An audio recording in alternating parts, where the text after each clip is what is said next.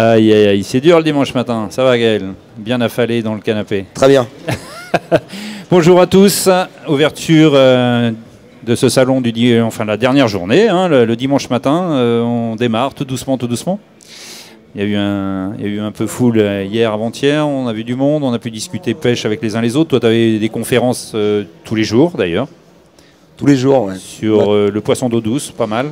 J'ai fait la mer, j'ai fait l'eau douce, j'ai fait un petit peu tout. Et c'est ce qui est bien dans différents espaces. Et j'aime bien ça, un petit peu échanger avec les gens sur des sujets un peu divers et variés. Ouais, tu as pas mal bougé tout au long de ce week-end. Tu as pas mal bougé. Tu as eu pas mal lors des conférences, tu as eu pas mal de gens qui sont venus te voir pour discuter après la conférence, d'ailleurs. C'est ça, c'était avec la conférence. Cette année, j'ai fait un petit truc un peu à part, c'est que j'ai eu des conférences à thème, comme j'en aurai une tout à l'heure, sur choisir son matériel par rapport à la saison et au milieu qu'on aborde. Donc un truc un peu vaste, mais qui est quand même intéressant à apprendre. Et par contre, j'en ai fait une, par exemple, hier, c'était thème libre, c'est-à-dire que j'ai proposé, et c'est les gens qui ont choisi le thème. Et au final, voilà, plutôt que de faire un exposé, j'ai préféré exposer les réponses aux questions qu'eux se posaient et puis échanger là-dessus. Ouais, ça c'est bien aussi, puisque souvent nous on anticipe des choses qui eux ne se sont pas encore posé la question, et ils ont des questions qu'ils ne posent pas du coup, puisque on leur a pas permis de poser cette question. C'est ça, bien souvent on va trop vite, on considère que c'est toujours difficile de savoir ce qui est acquis ou pas par rapport aux gens ou les réflexes qu'ils ont, et inévitablement on prend des raccourcis avec l'habitude, et c'est des fois bien justement que les gens posent la question basique de pourquoi ça, et qu'on reprenne le truc au début. C'est ça, c'est ça. Là, je t'ai demandé de venir, j'ai dit on va parler pêche ce matin. Il dit de quoi on va parler, parce qu'on parle de pêche tous les jours bien entendu, puisque c'est aussi notre job. Mais du coup, tu as sélectionné un joli leurre, hein. Mais pas que joli, puisque tu en as même pris dans ta boîte, là, du coup, ça veut dire que ça pêche. Quand je t'ai dit j'en garderai deux, il y en a deux qui pêchent plus que les autres, bah forcément, c'est ceux de ta boîte. C'est ça, c'est ceux de ma boîte, en sachant que c'est un minnow, comme un jerkbait là. C'est celui que j'utilise le plus. Donc si on regarde dans mes boîtes, on en trouverait peut-être 15 ou 20 différents, clairement. Mais j'ai pris deux couleurs qui manquaient pour moi dans la sélection de ceux que j'utilise tout le temps. Après j'ai ramené les nouvelles couleurs pour en parler aussi. Donc voilà, mais j'ai pris deux couleurs que j'utilise tout le temps et qui sont pour moi indispensables. Alors effectivement, indispensable. Pourquoi indispensable ? Indispensable parce que dans les deux couleurs, là j'ai pris un Mad Tiger et un perche. C'est deux couleurs en eau douce où on prend pas trop de risques à avoir ça dans sa boîte. C'est-à-dire que j'en ai un qui est naturel et assez discret, et j'en ai un au contraire qui est très flashy pour envoyer vraiment des signaux un peu plus forts, on va dire, au niveau du code couleur. Donc ça c'est des basiques, en sachant que j'utilise par exemple énormément le perche en mer. C'est une de mes couleurs favorites. Chose qu'on ne fait pas tout le temps. Voilà, j'ai montré les deux coloris. Voilà. Là, vous voyez bien, c'est les coloris utilisés. Il utilise, comme dit Gaël, j'utilise beaucoup le perche en mer. Chose que l'on ne fait, enfin, c'est rare. Ça arrive, mais beaucoup de pêcheurs n'utilisent pas spécialement ce coloris. Non, c'est vrai. Après, moi, c'est vraiment une couleur que j'utilise beaucoup quand je pêche au-dessus des herbiers. Donc, il faut voir, ça a beau être, c'est une perche, c'est parce que c'est marqué dessus. C'est-à-dire que il y a un peu trop de rayures pour que ce soit une vraie perche. Mais c'est le contraste qui est intéressant, et puis ce côté rayé qui permet des fois, dans certaines situations, de vraiment déclencher des attaques. Donc ça, tu utilises ça en côtier principalement? Le re-range c'est un peu spécifique, c'est-à-dire qu'il y a deux tailles, il y a 110, 130. Le 110 il va pêcher à 1m60 à peu près sous la surface. Je vais l'utiliser pour pêcher des fonds, on va dire entre 1m40 et 4 m, 4m50, 5 m exceptionnellement. Si j'ai des grands fucus, si j'ai des laminaires qui montent, je pourrais sans problème d'aller dans un peu plus. Ce qui compte c'est la hauteur d'eau entre le haut des herbes et puis la surface. Et par contre, j'ai le 130 qui lui va pêcher à 2,50 m, qui est quand même plus gros quand on voit des flashs. Et avec lui, je pêcherai jusque dans 6,50 m. Donc ça peut être du côtier, mais on peut avoir déjà des plateaux un peu dans le large, sur la fin de descendante, là où je vais pêcher avec sans problème dans 6-7 mètres d'eau. Ouais, on cherche les patates, comme on dit, et lorsqu'on a trouvé une patate, on va pêcher sur le plateau, quoi, ouais, tout simplement. C'est ça, on va pêcher le plateau, et on va... l'intérêt, donc, Ce leurre, il est hyper sympa et c'est pour ça que je l'ai dans mes boîtes. J'en ai ramené un transparent pour qu'on voit bien là. C'est-à-dire qu'à l'intérieur, j'ai un cylindre en tungstène qui se trouve ici et qui va glisser au lancer et se positionner au niveau de la queue. Mais il est aimanté. L'intérêt, c'est que dès que je vais ramener, il va revenir se mettre en tête et il ne bougera plus. Et ça fait que j'ai un leurre qui se lance loin, qui a un centre de gravité un peu spécifique qui vient se mettre vers l'avant et qui fait que quand je vais taper dedans, justement, je vais pouvoir avoir des écarts très prononcés avec des flancs plats, donc qui va vraiment émettre des signaux lumineux à chaque fois que je vais taper dedans, mais il restera relativement silencieux.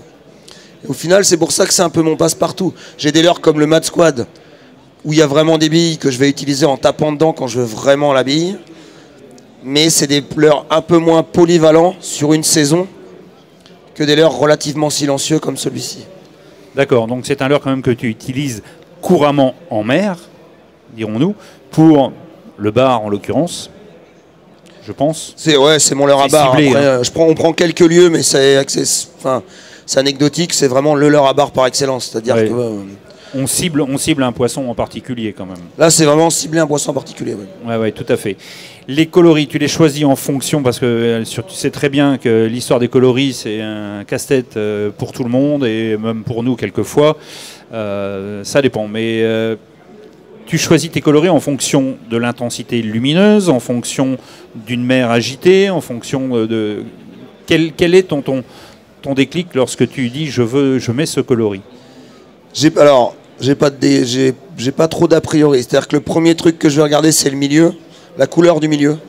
Quand je disais je mets la perche sur les herbiers, c'est volontaire. C'est-à-dire que je vais forcément choisir un truc plus ou moins mimétique. Si jamais je vois, quand on prend des couleurs comme celle-ci par exemple, si je sais qu'il y a des petits lieux dans le milieu, je vais choisir des leurres qui ont la couleur des proies. Donc ça peut être un lieu, ça peut être une sardine. Et dans l'idée, je vais essayer de matcher, comme on le dit, de vraiment imiter la proie que va trouver le bar. Et si je pars pas du côté proie, je vais partir du côté mimétique ou au contraire du côté très très contrasté pour que ça se repère dans le milieu. Mais j'ai pas de... Je sais que j'ai plein de potes comme ça qui ont des idées assez définies. Moi, c'est pas du tout ça. C'est-à-dire que je vais arriver, voilà, si j'ai pas trop de lumière, je vais avoir tendance à mettre un leurre un peu flashy d'entrée. Mais au bout d'un quart d'heure, si c'est pas ça, je vais mettre un carrément mimétique et ça me dérange pas du tout. C'est-à-dire que je sais que dans des mêmes conditions, le piège il est là, c'est de se dire j'ai telle condition, donc je vais mettre ça.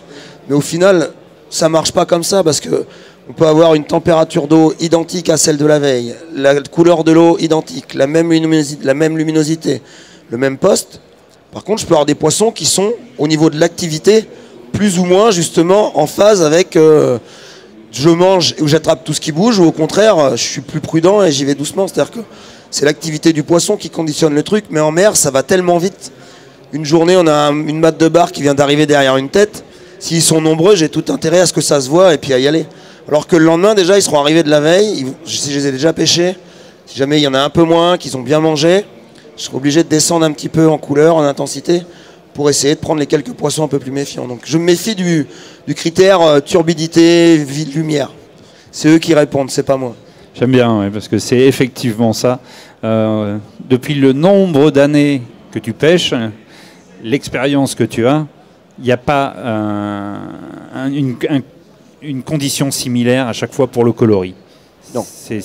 Vraiment, on a des bases, comme on dit, on a des bases, on a des critères. On se dit que peut-être le flashy devrait répondre parce qu'effectivement, on n'a pas de luminosité. Et en fin de compte, ça peut être tout le contraire. Et le flashy dans une eau transparente, je l'ai vu, moi, ça aussi, translucide, ressortir des poissons alors que rien ne sortait. Ah, mais là, si on prend, par exemple, là, le dose chartreuse, c'est moi, quand je vais au Glénan, c'est une des couleurs que je mets en premier.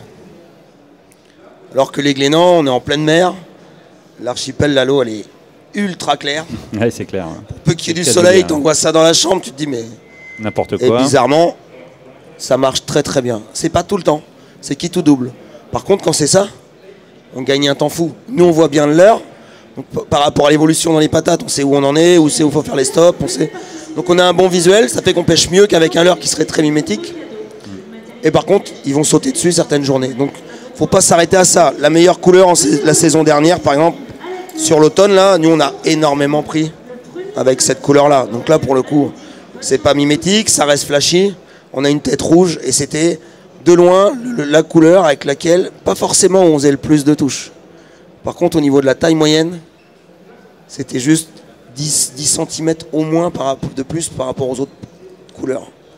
Alors, après la couleur, parce qu'on a un leurre qui est sympa, effectivement, avec des coloris différents, on peut alterner les couleurs. Tu conseilles 2-3 coloris, peut-être ouais, moi, je conseille plus...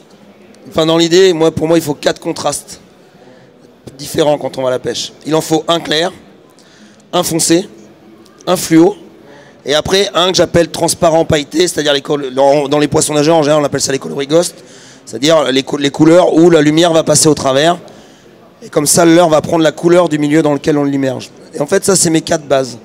Et après, je vais juste proposer, moi, un de ces 4 contrastes et tourner sans arrêt et voir lequel plaît le plus au poisson. Et une fois que j'aurai déterminé mon contraste, si par exemple j'ai remarqué que c'était un contraste clair, je vais chercher dans les clairs quelle est la meilleure couleur. Mais avant, j'essaye de définir le contraste. Ça me permet à chaque fois d'éliminer 25% de ma boîte à chaque fois que je valide ou que j'invalide un contraste. Pour ça, c'est important de détailler un leurre. Quand vous arrivez dans un magasin sous un blister, vous avez ce leurre.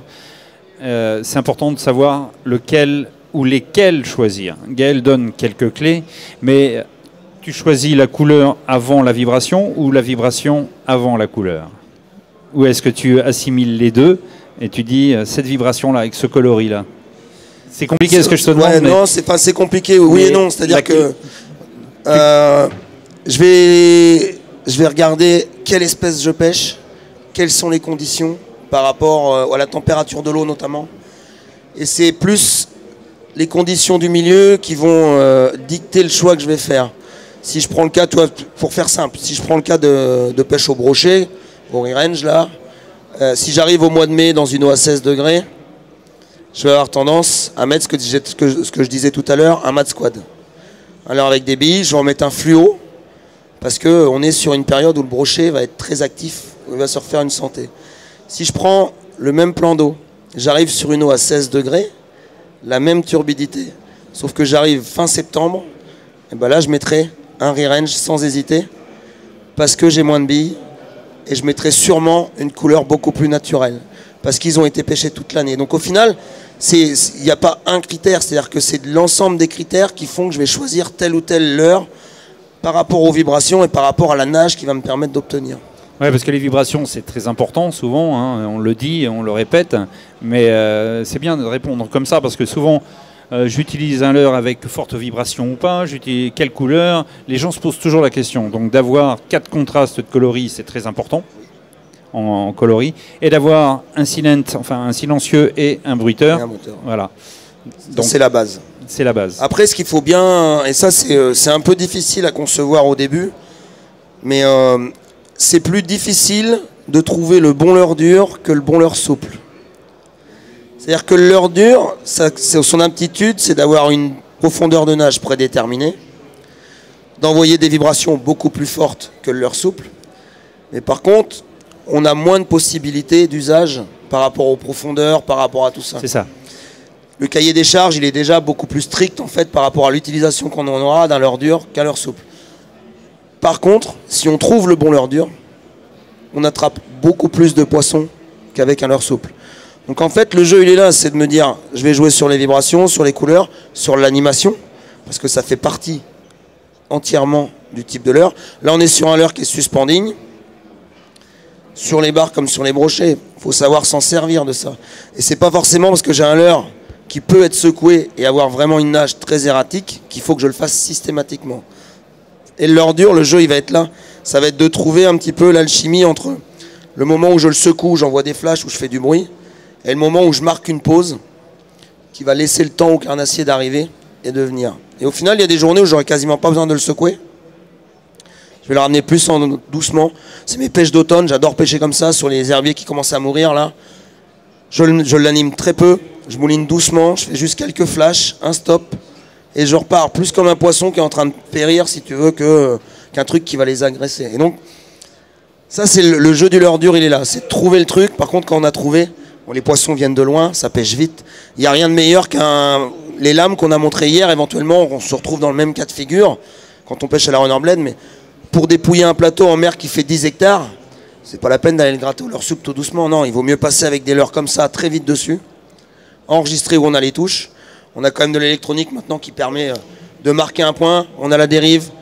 Et après, éventuellement, si on repère qu'il y a un endroit où on prend à chaque fois, là, ce sera judicieux, éventuellement, de repasser au leurre souple en mode un peu moins bruiteur, un peu plus discret, et de prendre les poissons sur une zone qu'on a bien déterminée. Alors, si je résume simplement, parce que moi je suis parti sur les coloris, sur les vibrations, et puis je n'ai pas parlé de saisonnalité, mais du coup, vu ce que tu viens de dire, ce leurre pourrait correspondre, je dis bien pourrait correspondre à toutes les saisons en fonction de l'animation que tu vas lui inculquer. Oui et non, c'est-à-dire que ce n'est pas un leurre d'hiver, parce que les poissons tendent à descendre un peu profond, voilà, on en revient à notre cahier des charges. Par contre, c'est des super leurres de printemps.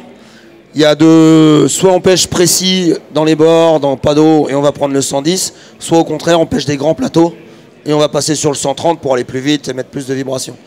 L'été, on pourra s'en servir pour pêcher pleine eau, notamment sous les pélagiques, tous les lacs où il y a des ablettes, les bancs de sardines qui se baladent, les fins de parc, là, les fins de descendantes en sortie de parc.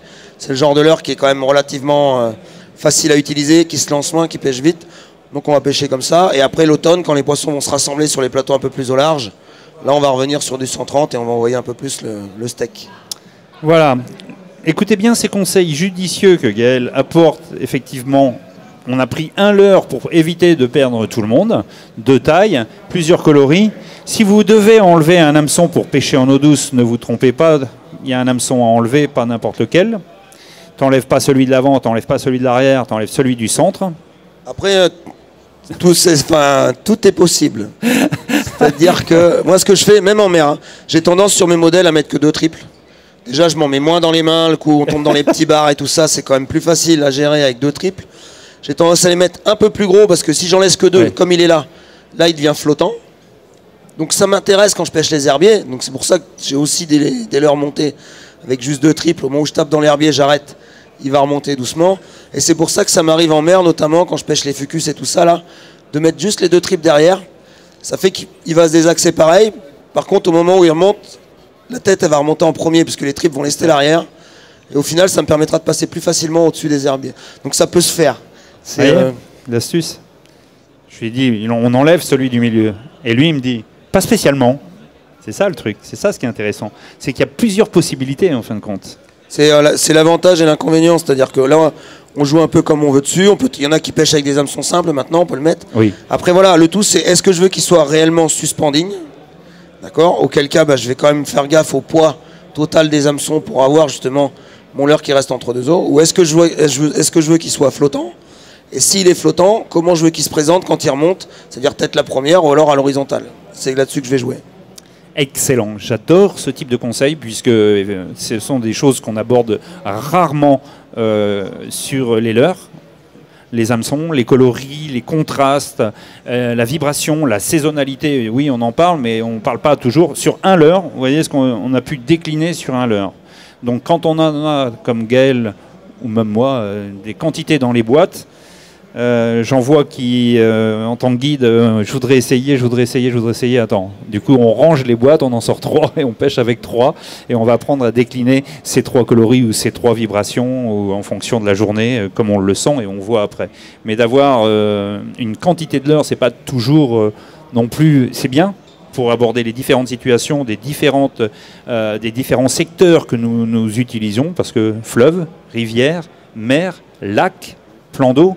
Petite rivière, c'est complètement différent. Mais avec quelques leurres, on pourra arriver à faire le tour, je pense. C'est ça, il faut avoir les formes basiques, c'est-à-dire du flanc plat, silencieux, du flanc un peu rond, pour les fois où il faut envoyer plus de vibrations, du leurre très trapu, du leurre très dense. Donc, et après, en fait, c'est juste... ce qu'il faut voir, c'est qu'une boîte de leurre, c'est une boîte à outils, en fait. Moi, je ne suis pas du tout bricoleur, mais dans l'idée... C'est ça, nos leurres, c'est est-ce que j'ai besoin de beaucoup de vibrations? Oui, non. Est-ce qu'il faut que ça aille profond? Oui, non. Et au final, j'ouvre des cases et je dis ça marche pas, ça marche pas, ça marche pas. Et normalement, c'est comme ça qu'on aboutit à prendre celui qui correspond le mieux à ce dont on a besoin. C'est-à-dire qu'avant l'affectif, avant tout ça, et ça fait partie du jeu, faut bien voir que c'est un outil et mieux je choisirai l'outil, plus il sera adapté, plus vite ça ira pour faire les poissons. Voilà les conseils que nous avons pu apporter aujourd'hui. Ce sont des conseils judicieux que Gaël a pu apporter. Il faut savoir que Gaël quand même a un paquet d'expérience, de bagages derrière lui, au niveau compétition, au niveau pêche. Pour beaucoup d'entre nous, ou même pour moi d'ailleurs, tu fais partie des références. Oui, je sais que tu supportes pas ce genre de choses, donc je m'en fous. Tu fais partie des références. Ilex a quelqu'un de très très bien avec ta propre personne. Tu es une des références nationales qu'on écoute avec passion et toujours autant d'intérêt, parce que tu connais tous les milieux, tu les prospectes et on te regarde. Il n'y en a qu'un qui s'appellera Gaël Even, c'est lui. On ne saura jamais Gaël Even, mais on écoute ses conseils pour essayer de s'approcher de ce qu'il est capable de faire. Il est arrivé sur une rivière, je ne sais pas pourquoi, il lui manque que les écailles quelquefois à ce mec. Mais ça pue le poisson et il sait faire, Voilà. Donc on écoute tous ce qu'il est capable de nous enseigner. Et moi j'aime bien ce genre de discussion. C'est pour ça que quand il m'a dit je viens présenter quoi, je dis un leurre et on va décliner ce leurre. On l'a décliné et je te remercie beaucoup Gaël de cette intervention et je vous conseille vivement d'aller à sa conférence. À quelle heure? À 11h30 sur le stand des fédérations, là, des assos. Ça va être sur choisir son matériel par rapport à la saison et au milieu qu'on aborde. Et il y a une chose qui est importante, c'est qu'il est humble aussi quelquefois. Il est aussi fort, je dis bien, à la pêche, à vous expliquer ce qui se passe, que dans la convivialité. Il a une force, ce mec, et quand on est tous autour de lui, on l'écoute et il est convivial et des fois ça le gonfle. On boit un coup ensemble et ça se passe très très bien. N'est-ce pas? Merci Gaël. Merci de l'invitation. Allez, bonne fin de salon à toi et on se revoit très prochainement. Prochain direct dans quelques instants ici.